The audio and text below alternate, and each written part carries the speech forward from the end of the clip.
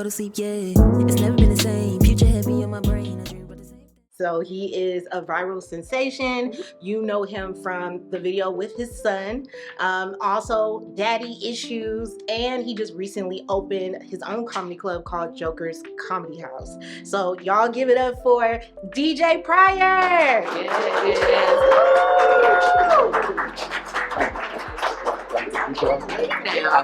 It's so fun. Nice to meet you, yeah.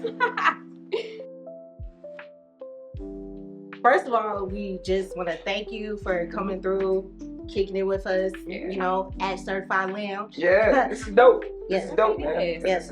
You don't get to do this all the time. Just hang around with a whole bunch of creatives. Yeah, and you always so busy, so it's nice you can fit it in your schedule. Right, man, look, We just out here trying to get it. Right. Okay. So DJ, your comedy special, Daddy Issues, as you mentioned, has been such a hit. What made you want to explore fatherhood as a theme? Obviously people started paying attention to me on the subject because of the viral video of my son. And I think people think that title was just something I just put on there. That was a legit thing for me. Like I had daddy issues. And so I was like, you know, when the comics are putting together, especially we got a theme and we got something that you're shaping up material. You're just like writing what you feel. And you trying to figure out what speaks to the material. And daddy issues, when I, kept performing, I was like, yo, you got some issues. You got some daddy issues. Yeah. You know what I mean? And that's what it turned into. So I wanted to speak to it because of being the stereotype of black men not being present. You know what I mean? Not being active in their kids' lives. I wanted to kind of debunk that. And the way that the conversation kept growing with my viral video, I'm looking at stuff on CNN, and it was really this politician who I won't name him, but he wrote this thing on I guess it's X now, and he was talking about how comedians need to be comedians and they don't need to talk about social issues. And my way of firing back was a whole special. It was like, well, not only will I talk about it, but I'll film a whole special and get paid while talking about it. Okay. So I felt the need to kind of shine the light on it because we are present. We are present. We do love our kids. We're not making babies and just running off. You talk about a small percentage of guys who do that in all races. So when we had that conversation, it's always talking about black men leaving their kids. And I just felt like, yo, what way to respond to this? And the best way for me is through my comedy. So that's good. Yeah, that's good. Inspiring. That is. Clap it up. I just want to say, because like when I think about the intro, I just want to give you your like flowers for real, because like you really been doing the damn thing. Like you on the Gillette box. Like I was in Dollar General one day and I was like, is that nigga on the Gillette box? Yeah. You on the Gillette box. You were the spokesperson for the Tennessee Titans. Man, you were like doing AT&T commercials for a while. So like, and I know that's just. And I know you're doing your tour, you do your speech tours and stuff like that. Yeah. I'm trying. Right. See, I be keeping up. You be watching. I be keeping up. I do. I do little research, But I just want to make sure that we give you your flowers because we really appreciate you coming out and, of course, being on our first Certified Lounge. But on that note, what is like the funniest thing that your kids have ever done that you just like had to turn into a joke? Oh. Man, it's so much. Kids are just naturally funny, bro. Because they're honest. They don't give a damn. They don't care about your feelings. You know what I'm saying? Can we cuss on this? We cuss. Okay. Your feelings. Kids don't care about your feelings, bro. They don't care about your feelings, bro. And I don't know if I have one specific thing. I think to kind of give some perspective. When the video went viral with my son. He was like 18 months, so he doesn't understand what viral is. You know what I mean? He's just like, I'm hanging out with dad, a lot of people. So when people would just come like running up and they, just kind of freak him out. But then one day we were sitting in the house and he just took his diaper off. He just took a nice dump. I was like, a really good one, right? And he just took it off and he just set it in the floor. just like, and I'm talking about like bare ass. He just sat there and just walked clean off. Like, what messed me up about it is he was looking me in my face, like right in my eyeball. We made eye contact while he was walking off, and it was to say to me, I'm really the star of this viral video. And I was like, damn, he understands starting. This is when you do and you take it and you leave it in the middle of the floor, you're a superstar. And that's why it made me laugh. And it made me laugh. That's when I was like, yeah, it's pretty funny, man. That's rock star stuff. That's funny. Right. Yeah, you just had to remind me. Yeah, you just had to remind me. Yeah. Because I don't remember the last time I did that, but I mean, when I get to that level of stardom, I'm just coming to people's house and just taking shit in the middle of their floor. That's it, guys. I don't know. We're gonna call the police. Yeah, We gonna call the police. That's the next level of variety. Yeah. That's great. That's fun. Okay. So that father-son video that went viral really shows your gift for connecting with people. How did that moment change your life and career? Ooh, you know, it was changing my life. It changed my life completely. At the time, I was 16 years in my career, and so when you're trying to get a career, you know, comedy is single-handedly it is the hardest career to get off the ground in entertainment. And now I say that now, and that's no disrespect to all the guys, all the creatives over here. But it is so tough because stand-up is about you having an opinion and somehow shaping it into material that makes other people laugh even if they disagree. And so that was the challenge. So I'm 16 years in, and then this video goes viral, and you literally go from, you know, the night before, you know, people knew of me, people were rocking with me, but to go to bed and, you know, to wake up and have your video do 25 million in 10 hours. That literally means you went to sleep, nobody knew you, you woke up and you famous. And I'm talking about famous. I'm talking about the kind of famous when you turn on every channel and you see in your face and your name on the ticker. I knew I made it when I turned on Fox. And I was on there on Fox News, and I was like, I'm a black man on Fox News. I made it, guys. Yeah. The Republicans rocking with me. So it changed my life completely because then I felt responsible for the narrative of showing, like I said, we're present, we're active. It showed a different side of black men. You know what I mean? That we are connecting with our kids, and you gotta have a conversation. Exactly, you gotta have a conversation. Now, you can't avoid it no more because now I'm right here in front of you, showing you, and the world, not just America, this is across the United States. So now you got to recognize that we're here and we're doing it. So it changed my life completely. Yes.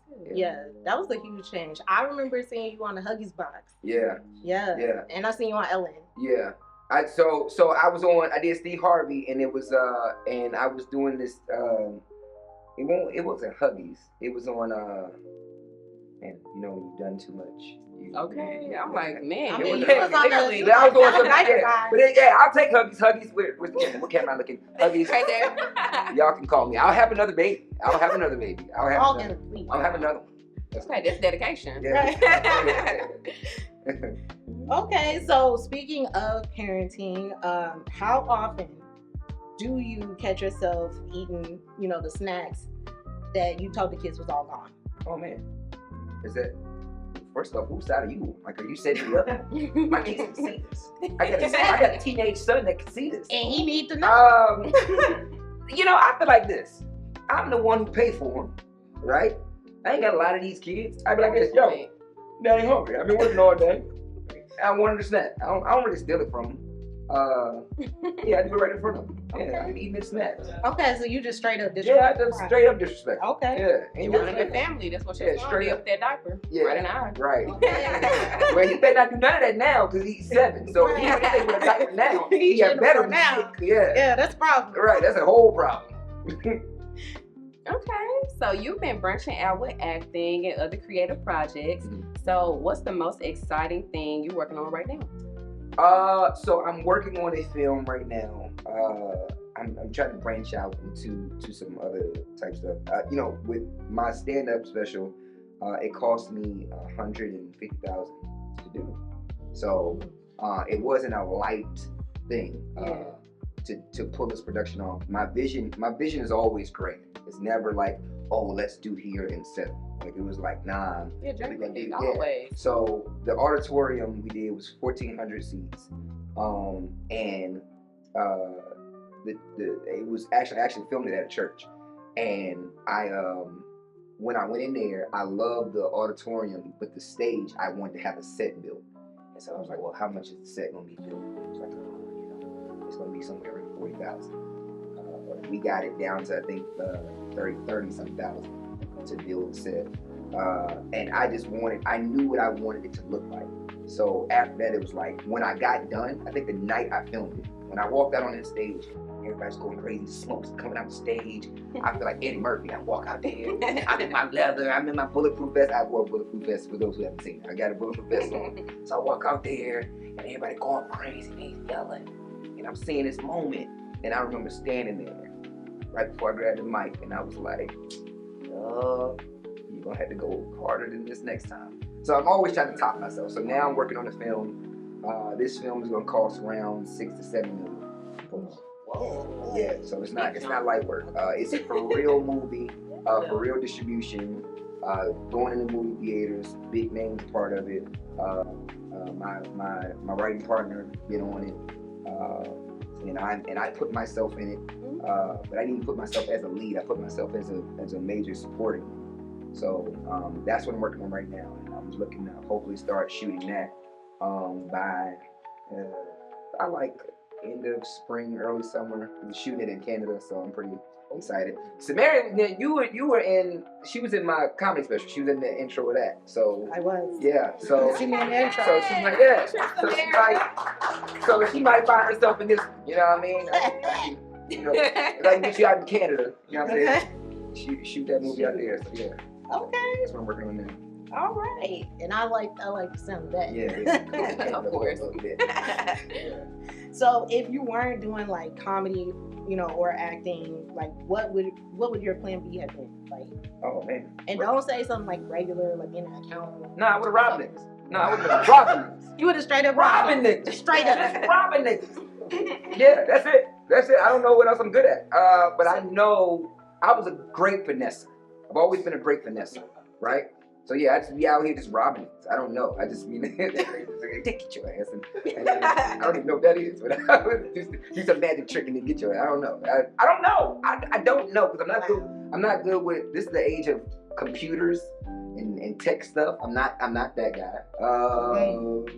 I don't know. But it's the age where you can do anything. Yeah, but can you? You know, you can until you can't. I don't know. Maybe a male stripper. I don't know. Wow. Yeah, that's a thing. Wow. You can do that. So slanging that. Slang. Hey, come on now. All right. I just put that out there. Shit. You know what I mean? Shit. That's good money in that. I mean, well, I don't know. I thought what the hell. You know what I'm saying? I ain't never done it. I'm sure it's some good money. I got a smooth 40. Yeah, that's my noise on the book. That's it. Yeah, that's money. Dollars. Yeah. That's what they call me, dollars. That'll be my name. My street name. With a manifest. Give it up for dollars. Y'all got it that time. Dollars coming out on stage. Yeah, man. That's why I put out me, guys. Yep. Just out here just selling ass. All right. Love it. Ads and oranges, just in case you got something. Yeah, I don't know. It'll be weird. It'll be a weird time. You can't go home and look kids in the face at night. It'll be weird. So back to your daddy issues. I love the transition. That was I got you. So you managed to balance hilarious stories with real heartfelt moments. How do you feel that balance between making people laugh and giving them something meaningful to take away? I feel like stand-up, I feel like good comedy always leaves a mark in controversy. Like you want to know if a person's really good at what they do. If they start a conversation, when they walk off, that's a good comedy. Dave Chappelle, perfect example, right? Feel how you want to feel about him, but he's a great conversation starter. So when he puts down the mic, he don't give a damn what your opinion is, right? I said what I said. He's unapologetic, but that's why he is great at the art form. So for me, when I leave it all on the stage, For example, in Daddy Issues, there's a moment like for like 50 minutes, I'm killing you. I'm hitting you back to back jokes. And then at the end of the special, I sit down on the edge of the stage and I get emotional, right? It wasn't planned. It was just like, okay, I'm sitting down on the edge of the stage and then I'm crying and talking about these last moments before my father passed away, right? And that moment, I'm talking about some of these guys in the city that came to my show. I'm talking about gangsters. Like, I know you're one of the biggest drug dealers in our city. And niggas are like sitting there and you ain't never seen them cry, that are messed up, that are ruined at this moment.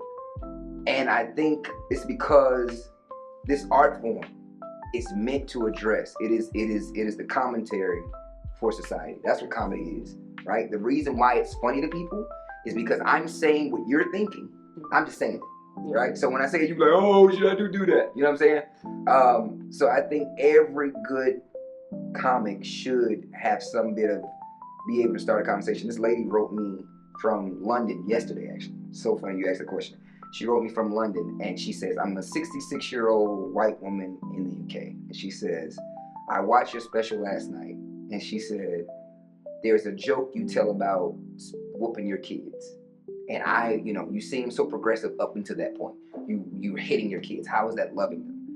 And for me, instead of getting offended by her what she wrote me, I had to take into account that she is a 66-year-old white woman in the UK.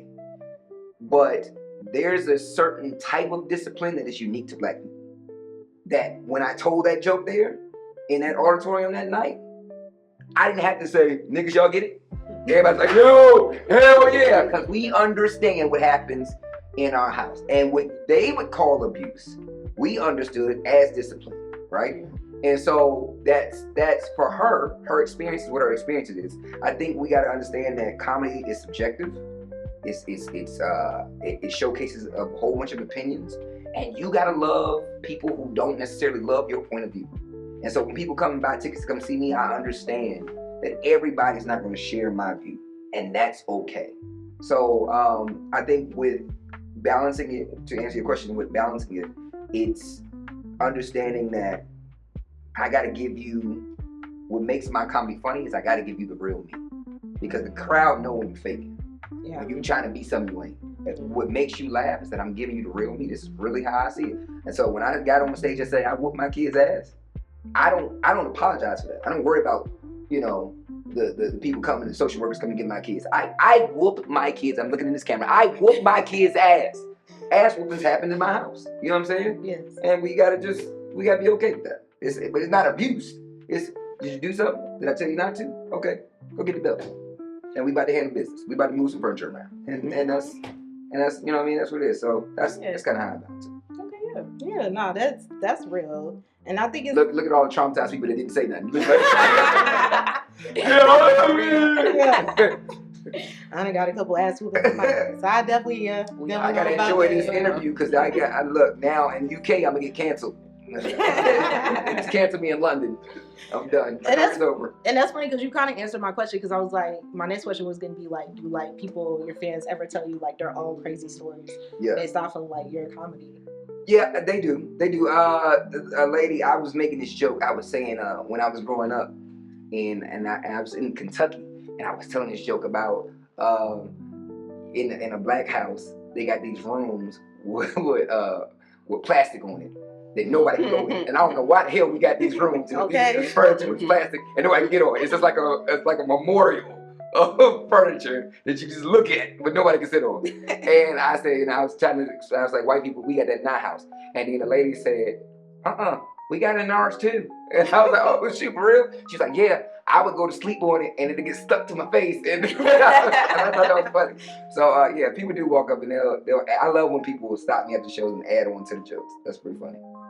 Yeah, that's good shit. Yeah. Okay, so how do you stay grounded with all of the success? Just realizing that it can leave at any moment. Just realizing it can leave at any moment. Who you are, like, fame only enhances who you already are, right?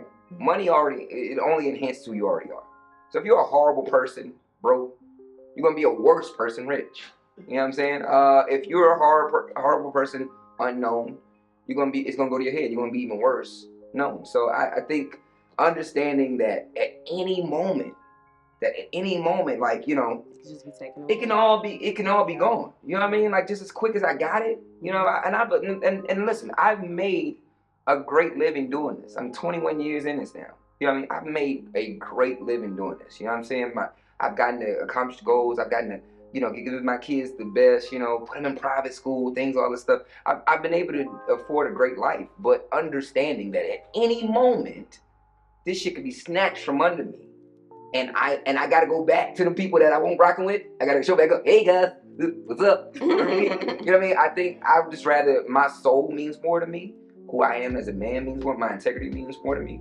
So I just like keeping it real for me is how I enjoy the success. So why switch it up? Because that's what got me here. You know what I'm saying? Me being who I am, me being real. So when you get to a certain place and now you can't talk to people and now you can't hang around people and, oh, you know, you call me the Renaissance certified. I'm like, no, that's not a big enough show for me. And, you know, forgetting when I started doing something more. You know what I'm saying? Yeah. I think when you start remembering where you come from and you're grounded in that, like you really understand that this can be gone at any moment. I want to be able to say, yo, before this went crazy, I was one of the first guests on there. That's dope for me. You know what I'm saying? That's what you want to do. Before you know something goes crazy. Yeah.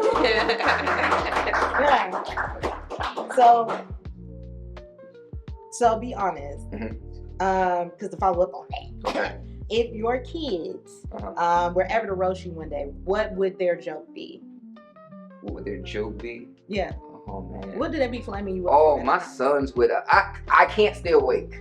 I don't know what it is. Okay, so they were like, Dad, let's watch a movie. Or let's go to the movies. Yo, I don't know. It's like I got narcolepsy. It's like it comes without warning. It don't even, like when I was younger, man, I could sit down and watch. Man, remember when Titanic came out? Remember how long Titanic was? Yeah. Right? Yeah. Titanic, it was so long, it had 2 tapes. Mm-hmm. You know what I mean? That tape came out of the VHS. You watch this, man, easy, bro. And I knew it was gonna happen. They're gonna die. They're gonna freeze to death. They're gonna die. That's right? I knew it, and I watched it over and over. You know what I mean? Sorry if there's any ancestors, people from double canceled. But it's like, I could do it, man. Now is the moment I sit down, I tell the kids, let's watch a movie, man. I try to make a deal, let's watch it in the daytime. You know what I mean? Because at night, I get relaxed in my house, bro. Them lights come down, it is all shit, bro. So now I wake up and then they be standing over me like, look at that, see, I told you go to sleep. So yeah, that'd probably be the thing. Like, yeah. They'd be like, oh, sleepy ass. Yeah, sleepy ass. Old ass dad. Yeah, old ass me. And I'm still a young dad. I'm still young, but I have very old ways. I'm an old man inside my soul. I'm only 36, but I'm very old in my soul. Right. Yes, yeah. So that'd probably be it. Yeah, can't stay awake. Okay, good. Yeah. That's a good one. So it's just one last question. Okay. Of course, as you can see, we're sponsored by Guidance Whiskey. All right. So we gotta show them some love, y'all. Yes. And in the honor of them, we have to take a shot. So you know it's that time. People trying to avoid it this whole time, but it's time. Don't want to take this damn shot. Here you go. Thank you. All right. Go ahead. I just want to put this out here. I don't know if y'all can see these, but I want the church people to understand that. These were provided. Yes, they were provided. By who? First Baptist? Okay, first of all, these ain't just for the churches. Everybody can buy the little communion cup. Everybody can buy it. Use it for anything. Hey, look. Hey, Pastor, tomorrow when you see me, hey, man, okay. All right. To whiskey and communion cups. Okay, well, to our first taping of Renaissance Certified Lounge. Yeah. Thank y'all. Shot. Okay, all right.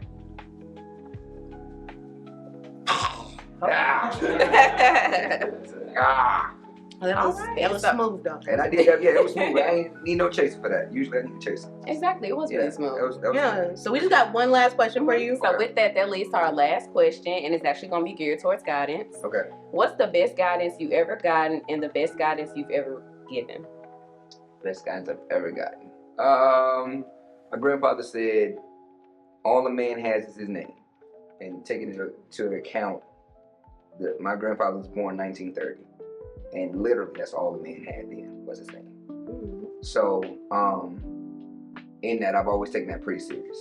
That, you know, building my brand, building my name, the money, all that stuff can go. My name stays. My character behind my name stays. Who I am as a man, that stays. So that's probably one of the things that's deeply rooted in me. You know, that's what I teach my son. You know, my oldest son is 13. Yo, you ain't got nothing else. You got your name. And now, you know, your dad, you know, because I didn't have, you know, my biological father wasn't there, but you got my name. So you represent me when you leave this house. So this last name Pryor means something. Carry it like it does. So that would probably be I guess that kind of answers both questions. That was probably the best advice that I, all men has his name. So keep a man, if nothing else, his name is what he got. So yeah, that'd probably be it. Okay, perfect. Well, thank you so much for joining us today. Yes. And of course, you got to give your socials. Okay, comedian DJ Pryor on all social media. That's pretty easy.